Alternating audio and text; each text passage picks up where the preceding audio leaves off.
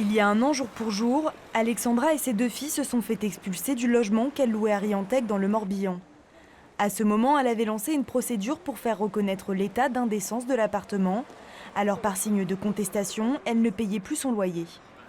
Le plus choquant, ça a été que ce soit fait pile poil la veille du jour de la trêve hivernale et en notre absence. Donc quand on est arrivé, le verrou avait été changé et la porte était scellée. Et c'est surtout pour les enfants que c'est le plus dur de ne pas pouvoir avoir accès rien qu'à des cahiers de cours pour la rentrée, enfin le lundi, ou les vêtements rien que pour se changer.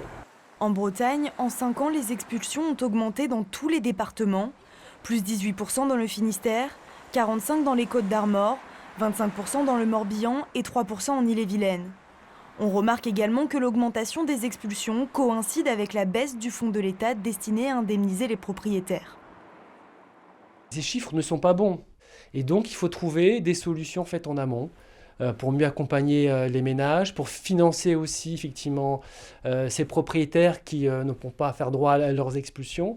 Il faut qu'on travaille ensemble au niveau local. C'est pour cela que Rennes Métropole a lancé une expérimentation de 18 mois pour accompagner des locataires en difficulté dans le parc social. C'est l'association Alphadi qui est mandatée. Pour le moment, elle s'occupe de 24 ménages. On va dire que les 2 tiers répondent favorablement à notre sollicitation. Un tiers reste sans réaction et à partir de là, de tenter de recréer du lien avec le ménage de façon à comprendre la raison pour laquelle effectivement il n'a pas pu payer son loyer. En France, l'an dernier, 125 971 ménages ont été expulsés. Les chiffres bretons restent parmi les plus faibles.